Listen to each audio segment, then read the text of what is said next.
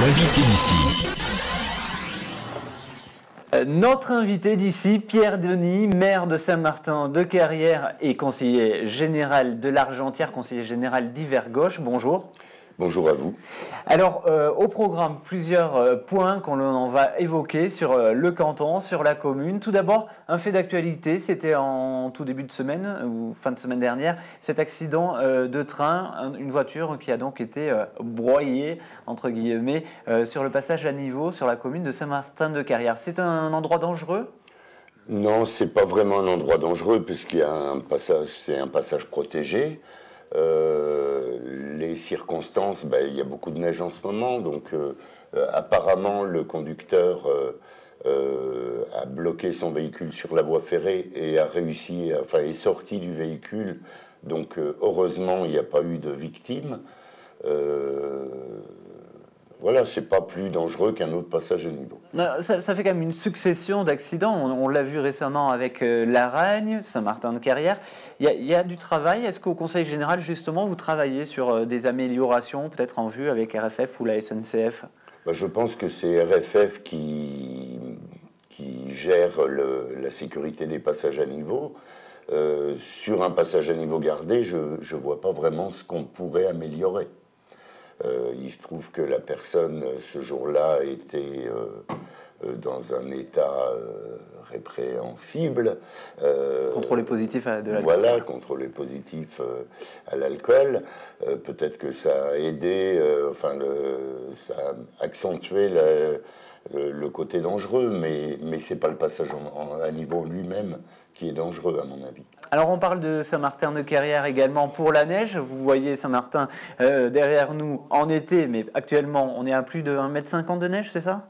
Le petit hameau où j'habite sur la commune, on a effectivement entre 1,50 m et 2 m aujourd'hui. De quoi faire, de quoi profiter ? De quoi profiter. Enfin, c'est très bien pour les stations de ski à quelques jours des vacances scolaires. On évoque également souvent, dû à la neige, les éboulements. On peut voir régulièrement des chutes de blocs de pierre. Quels sont les efforts menés justement par le Conseil général ou la commune sur ces routes pour protéger par rapport à ces chutes de pierre ? Alors le Conseil général entretient régulièrement ces routes, sécurise où ça a besoin d'être sécurisé. Sur la commune de Saint-Martin-de-Carrière, on a une route qui part de Presles et qui va au Vigneaud, dite la route des Traverses, qui est protégée par des filets quasiment partout où c'était dangereux.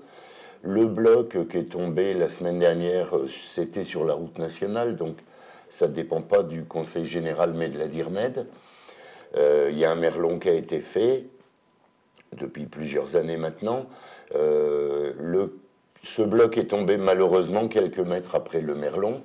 Je pense que la DIRMED va contrôler cette zone et purger en cas de besoin. Ça reste des impondérables, on ne peut pas maîtriser finalement totalement. On ne peut pas être à 100% en sécurité. On tend à aller vers le 100%, mais oui, il y a des impondérables. Alors Pierre Denis, évoquons le dossier qui va passionner, ou on l'espère, tous les habitants, bien évidemment, c'est les prochaines échéances électorales, en l'occurrence les élections municipales. Vous serez candidat à votre propre succession ? Je suis candidat à ma propre succession, je l'ai annoncé dès cet automne, et on commence à travailler à la campagne électorale. Alors, finalement, quel bilan dressez-vous et quels sont les projets et les perspectives à venir pour les 6 ans à venir ? Alors, sans être prétentieux, je pense quand même que sur Saint-Martin-de-Carrière, sur ces 6 ans écoulés, nous avons à peu près tenu ce que je proposais en 2008, à savoir la construction d'une nouvelle école, qui pour une commune comme la nôtre est quand même le projet d'un mandat, parce que financièrement, ça coûte très cher. Donc nous l'avons réalisé très rapidement en début de mandat et d'autres chantiers ont été bouclés pendant cette période. Alors la période 2014-2020, ça sera quoi votre projet, vos chantiers essentiels pour la commune ? Alors sur cette période, on a lancé actuellement quelques chantiers, entre autres la traversée de Presles, qui actuellement est quand même un point noir. Au niveau circulation, les gens traversent le village très vite, donc on voudrait quand même sécuriser toute cette traversée. Comme projet, on voudrait créer soit une maison de retraite, mais ça c'est à voir avec l'ARS, avec différents services, ou éventuellement un petit collectif, de façon à faire venir des gens jeunes sur notre commune pour maintenir un effectif pour l'école qui est toute neuve. Ça serait, oui, ça serait plutôt utile d'avoir des enfants dans une école neuve. Voilà, exactement. Et parmi, donc, il y a une autre liste qui va se présenter, c'est des membres de l'équipe sortante. L'ambiance sur le terrain, là, on en est à quel niveau, à quelques semaines seulement du premier tour, du 23 mars? Donc il y a effectivement une deuxième liste qui se présente à Saint-Martin-de-Quérière avec un de mes adjoints actuels et un autre conseiller municipal. L'ambiance pour l'instant est tout à fait cordiale, on va dire. Il n'y a pas encore de tension. Alors on n'est pas encore rentré au cœur de la campagne, mais j'espère quand même qu'on arrivera à faire une campagne dans le respect l'un de l'autre. Alors, je lui poserai bien évidemment la question, mais qu'est-ce qui pousse un adjoint finalement à se présenter contre son maire, là, en l'occurrence? Alors effectivement, je crois qu'il faut lui poser la question à lui. Vous avez un petit soupçon d'idée Bon, je pense, moi je suis d'hiver gauche, c'est de notoriété publique. Je ne connais pas l'étiquette politique des candidats sur l'autre liste. Je pense que c'est peut-être un peu plus politique sur certaines choses que moi je veux mettre en avant et qui peuvent ne pas convenir à cette opposition qui se crée. Alors la politique, elle va être un petit peu remaniée l'an prochain. Vous êtes conseiller général de l'Argentière. Vous serez deux à partir des prochaines élections départementales d'ailleurs que l'on évoque. Est-ce que c'est finalement un affaiblissement ou un renforcement pour la représentativité de l'Argentiérois et plus globalement du pays des écrins? Alors, j'ai la chance, je dirais, par rapport à d'autres cantons, de ne pas changer les limites territoriales. Donc nous serons deux conseillers, un homme, une femme. Nous serons, si je suis candidat à ma succession et si je suis réélu, bien sûr, nous serons un homme et une femme sur le canton de l'Argentière. Donc ça augmente la représentativité de notre territoire. Joël Giraud s'était prononcé contre cette réforme des cantons. Vous êtes sur la même longueur d'onde?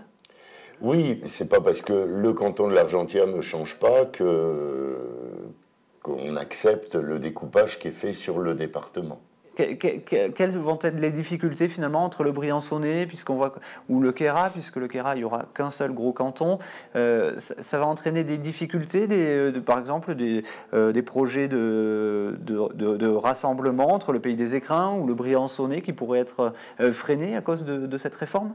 Non, ça va être une volonté politique des élus après les élections municipales et au moment du renouvellement des conseillers généraux. Il n'y a aucun obstacle à ce qu'il y ait des rapprochements qui se fassent. Alors, les rapprochements, c'est une utopie, rapprocher le pays des écrins vers le Briançonnais, ou c'est quelque chose qui doit se faire obligatoirement? Je dirais qu'aujourd'hui, c'est peut-être encore prématuré de parler de rapprochement. Mais certaines actions peuvent être menées avec le pays du Briançonnais ou avec le Guillestroy et le pays des écrins. C'est à voir au cas par cas. Parce que clairement, l'Argentière, c'est Embrun, c'est trop loin. C'est pas un pôle assez fort. Le pôle fort qui pourrait justement porter un développement sur l'Argentiérois et Saint-Martin-de-Quérière, c'est vraiment le Briançonnais? C'est le Briançonnais, mais aussi à peut-être une autre échelle, le Guillestroy, effectivement. Mais voilà, pour l'instant, ça peut être ponctuellement sur le tourisme, sur l'événementiel, sur des compétitions sportives de haut niveau, à ce niveau-là pour l'instant. Vous en avez discuté un petit peu avec vos collègues élus? Non, en 2008-2009, avec certains élus de Saint-Martin-de-Carrière, il y en a certains qui voulaient se rapprocher du pays de la communauté de communes de Briançon. À l'époque, j'étais pas tout à fait favorable. On a discuté aussi de se regrouper avec le Queyras, le Guillès 3, le Briançonnais et le Pays des Écrins, quand il y a eu cette question de fusion des communautés de communes. Ça n'a pas été retenu par le Guillès 3 et le Queyras. Mais voilà, c'est reculer peut-être pour mieux sauter, mais c'est dans l'air du temps, donc ça se fera le jour où vraiment la nécessité se fera sentir. Quelles sont les difficultés sur le plan économique, par exemple, pour développer ou maintenir une activité essentielle, une vitalité dans un village? Saint-Martin-de-Carrière, c'est 1100 habitants, si je ne me trompe pas. Quelles sont les difficultés pour un maire, finalement, d'une petite commune comme ça? C'est effectivement d'arriver à faire venir je ne vais pas dire des entreprises parce que c'est comment dire, c'est peut-être un peu trop demandé pour une petite commune. Nous allons créer une zone d'activité dédiée à la filière bois. Ça fait une dizaine d'artisans ou de petites entreprises qui vont s'installer sur la commune. Voilà, il faut chercher à faire venir du monde, mais c'est pas évident, quoi. Hein. Les grosses industries, on sait très bien qu'on n'en aura pas sur les Hautes-Alpes. Il y a peut-être dans les nouvelles technologies ou autres des possibilités en développant la fibre optique, en développant ces nouvelles technologies, d'arriver à développer ce territoire parce qu'il a quand même des attraits.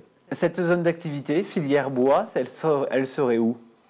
Alors elle est à la limite nord de la commune de Saint-Martin-de-Carrière, à côté de la zone de Pont-la-Lame qui est sur la communauté de communes du Pays des Écrins. Et donc, combien d'entreprises, combien d'emplois vous souhaitez installer? Alors, pour l'instant, on est sur une base d'une dizaine d'entreprises, mais c'est quand même majoritairement des artisans de la commune ou du canton qui ont déjà leur activité, mais leurs locaux sont trop petits ou mal adaptés. Donc ça leur permet de se développer en venant chez nous. Dernier petit point, sur les municipales, on y revient. Changement de mode de scrutin pour des communes comme Saint-Martin-de-Carrière. Désormais, pas de panachage. Vous pouvez rappeler un petit peu les règles aux gens qui nous regardent parce que finalement, on ne raye plus les noms sur les communes de plus de 1000 habitants. Comment ça va se passer? Alors les communes de plus de 1000 habitants, dorénavant, ont un scrutin de liste. Les gens n'auront plus le droit de rayer, de rajouter des noms, de rayer, de rajouter des noms. Ça va être, à mon avis, très compliqué. Je ne remets pas en cause ce choix de mode de scrutin. Ça va être très compliqué, à mon avis, surtout pour les personnes âgées qui ont toujours rayé, rajouté des noms en fonction de leurs affinités avec certaines personnes. Donc, on a de fortes chances d'avoir des bulletins nuls à l'appel. À l'appel. Et merci beaucoup, Pierre Denis, donc conseiller général de l'Argentière, peut-être conseiller candidat aux prochaines élections départementales? Je réserve ma réponse. A priori oui. Voilà, dans un an, hein, il peut se passer beaucoup de choses d'ici là. Et d'ici là, il y aura dans un peu plus d'un mois donc les premiers tours des élections municipales à laquelle vous serez donc candidat sur la commune de Saint-Martin-de-Carrière. Merci. Tout à fait, je vous remercie. Merci Pierre Denis. L'invité d'ici.